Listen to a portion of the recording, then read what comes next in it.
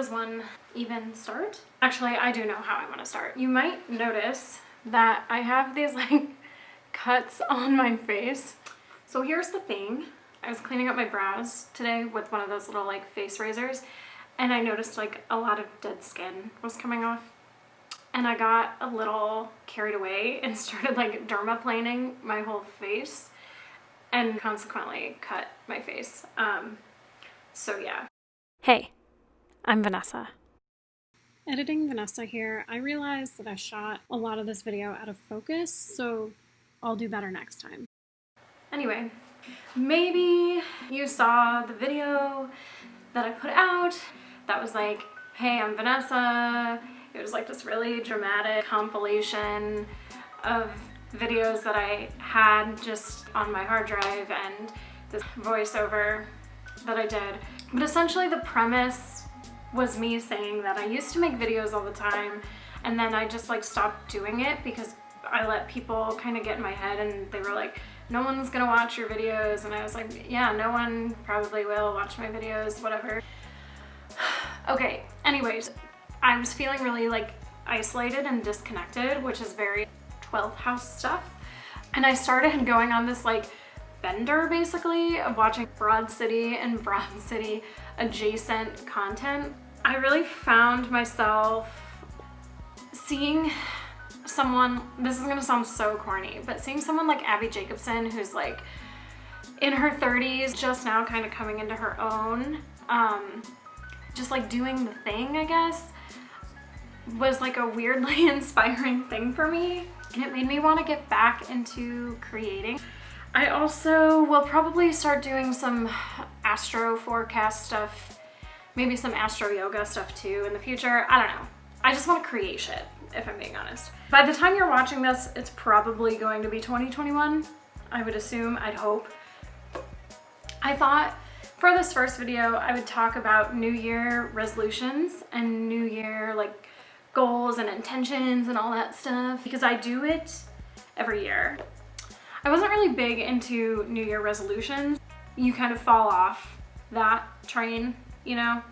So that being said, we're gonna talk, I was gonna say we're gonna jump in. I will not be one of those YouTubers.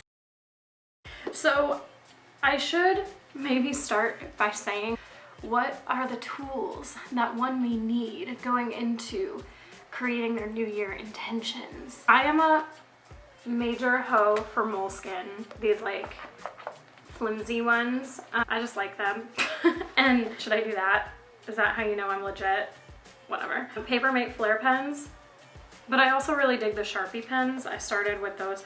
Anyway, you don't care about that, do you? I'm not gonna show close up. Maybe I will, I don't know. This is my channel, I can do what I want. Here's the thing. I started getting Moleskines because I really wanted to get into bullet journaling, and I'm like just not that kind of person. This is not bullet journal material. I tried to do it and I got so annoyed that it like wasn't perfect enough that I just ripped pages out, and it was like a whole thing. So I started with this journal as just poetry and kind of like random notes and stuff. When people would make me mad or whatever, I would just like write about it. And it just kind of spiraled into this cool journal situation where I would like take notes, I would write a lot of astrology stuff, musings, travel thoughts, whatever, kind of just ended up in this journal, as well as my 2020 goals. And I found that when I stopped trying to be so perfect about the structure of my journal, that it became a much more enjoyable process. My 2020 goals, for anyone who may or may not care. The first one was to study astrology daily. And I put daily in air quotes because I don't necessarily mean like sitting down and reading a book about it, but just incorporating astrology and studying pieces of astrology in my daily life. And I definitely think I did that because I listen to podcasts all the time. I'm always reading my transits. I'm always reflecting on what's going on with mundane astrology. I'm kind of transitioning my Twitter into astro Twitter, so I'm following a lot of people in the astro world, which has allowed me to really incorporate astrology into my daily life. Okay, we're back. I just had like the worst sneeze attack of my life. Anyway. My cat. How embarrassing is it that like dabbing is a thing? And now whenever we sneeze, it's like, okay. Anyway, so I use this app called Time Passages. They have this planetary hour thing, so I get like planetary hour alerts on my phone. We can talk about that in another video, I guess, if we want. Cross that off the list. Study astrology daily. Again, this is like, I write shit down and it plants the seed in my head, and I know that I need to be working these muscles. It's not like I just write it down and shit happens without any work. I also teach yoga, and I got a little bit lazy towards the end of 2019. I mean, my dad also died, so like I think I was allowed to be lazy during that time. I've been teaching yoga for a while, so I'm pretty used to being able to kind of like reach into my yoga toolbox and just make up stuff on the fly and it be still safe and accessible for people. And so going into 2020, I wanted to do more intentional planning with my yoga classes, like weaving more yogic philosophy than I already was into my classes and stuff, reviewing the Yoga Sutras and all that. And I was doing that, and then everything shut down, obviously. So that was kind of on a pause, but in kind of like a weird way, the shutdown and having to stop teaching yoga for pretty much the first time, I think I needed that because it allowed me to see how unsustainable my teaching schedule was. I was teaching 4 or 5 times a week, I think. I don't even know. But I was just living like a very unsustainable life. In a way, I think this made me more intentional. And now that I'm teaching again, I feel a lot better about the planning that goes into my classes. The next thing that I wanted to do was to dive in and fall in love with yoga again. Listen, I have a complicated relationship with yoga sometimes, and it's because yoga has really helped me. Because I used to pass out and used to like have seizures, and it was like whatever. And very, very, very long story short, practicing yoga helped me have a better mind-body connection to where I could feel, I would know when I was gonna pass out and then go into a seizure. Practicing yoga actually helped me manage those symptoms, and I've been seizure-free since 2012 because of it. I have like a very, very soft spot in my heart for yoga, but it's also not lost on me that I'm a white woman who teaches yoga and how colonized yoga has become here in the West. So I wanted to like dive into yoga and fall back in love with it, because the yoga community can be not great for a variety of reasons that I'm not gonna even go into in this video, but I just really was struggling with my place in yoga, and I do think that I have fallen back in love with yoga. I started to do a lot more home practice and stuff when everything was shut down, so I would say that yes, I did do that.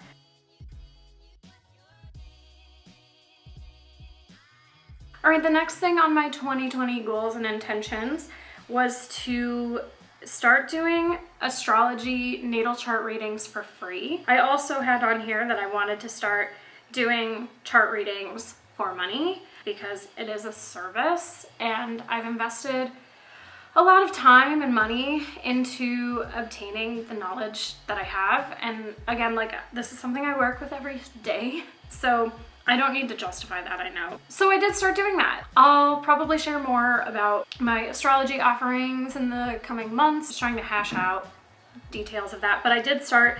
The other thing that I wanted to do related to astrology is complete my NCGR level 1 certification, which I did in July. I'll insert the picture of that here, but that was a really, really wild process, I will say. I've been into astrology for a really long time. Started getting into it like seriously in the past, what year is it now? 2020. So probably in the past like 3 or 4 years.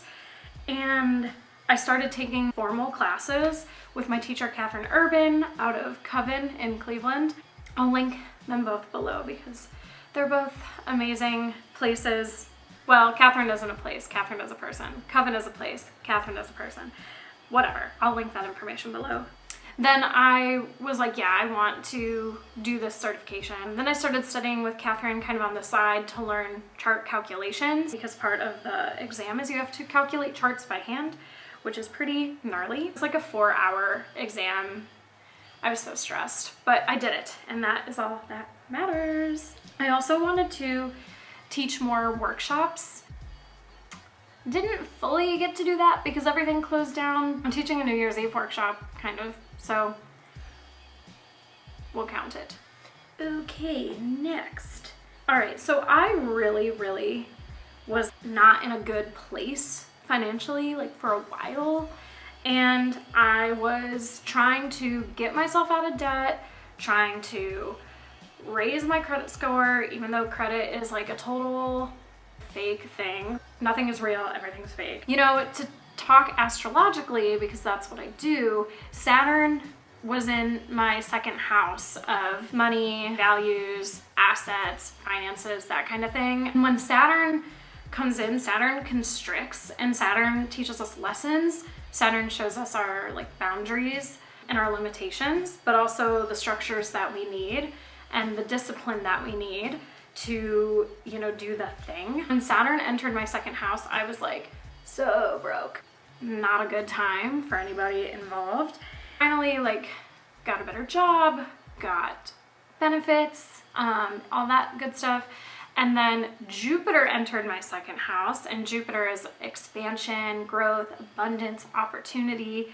And it was like all this stress of not having money and stuff. Like, I finally started to get to a point to where I could like function. I didn't want to do it, but my mom enrolled me in this course thing about budgeting and how to pay off debt and whatever. I hate to admit it, but it was actually pretty good. That resulted in me chipping away at debt, which was one of my goals.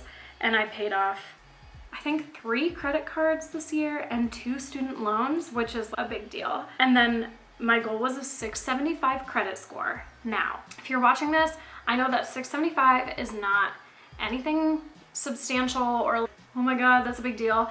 But I really plummeted my credit score when I was broke as heck. And I was just like using credit cards to basically survive. Full transparency. I don't know why we don't talk about this shit, you know, whatever. I boosted my credit score to 675 and counting, baby. So I'm excited for this upcoming year to get it a bit higher. Those were my financial goals. I also said I wanted to publish, promote, and stick with my podcast. Now, here's the thing. I did publish my podcast. I did promote it a little bit, but I did not stick with it. Do better, Vanessa. That's all I have to say. But it's okay. I did part of that goal. And then lastly, I wanted to just be healthy in mind, body, spirit. And now that I'm kind of reflecting on it, I guess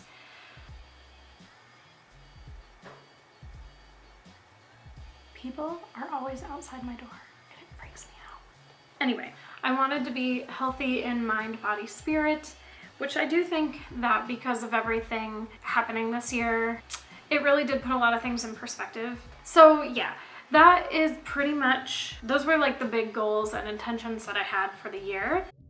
What are the takeaways, I guess, right? Why should you care? Why should you make any of these goals or anything like that? I don't really know what I'm saying anymore because I'm hella distracted by all of the noise going on in my hallway. The takeaway of this is we're starting a new year, obviously, and 2020 was a roller coaster year.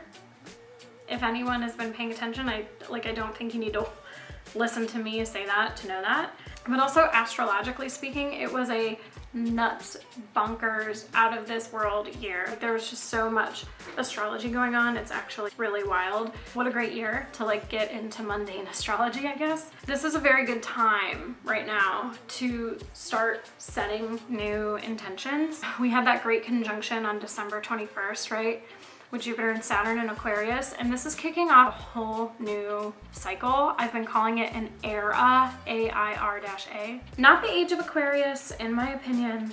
This is kicking off a new 200-year cycle because Jupiter and Saturn will have prior to December 21st, Jupiter and Saturn had been meeting up in Earth signs. So Taurus, Virgo, Capricorn for 200 years. And now they're going to be meeting up in air signs. So Gemini, Aquarius, Libra. And Jupiter and Saturn meet up every 20 years. So it's kicking off this new cycle, but it's also ending cycles. So we're shifting from this Earth era to this air era, and kicking off a new 20-year cycle. I'm also starting my Saturn return, so that has something to do with it too, which is partially why I'm making this video, because Jupiter and Saturn are meeting up in my 3rd house of communication. I guess partially why I'm doing more of this stuff. So write shit down. That's the moral of the story. Write shit down. It's a good time to start planning stuff and kind of setting the stage. Here's the thing though, is like, this isn't just stuff that's gonna happen, you know, you gotta work for it. So do with that information what you will. I think that's all I got for you in this video. I guess this is where I'm supposed to say, if you liked this, to subscribe and hit the notification button and give it a thumbs up and all that stuff that I guess people say when they make YouTube videos. I don't know. If you're interested in following me on social media, you can find me at astroyoga_v on Instagram for more like aesthetic stuff. And you can find me on Twitter at the same name for more just like yelling into the void, which is more accurate of a representation of what my life is like. Similar to this. All right, we're gonna go now. Was that an adequate ending? I don't know. Oh God. So that's that, bitches.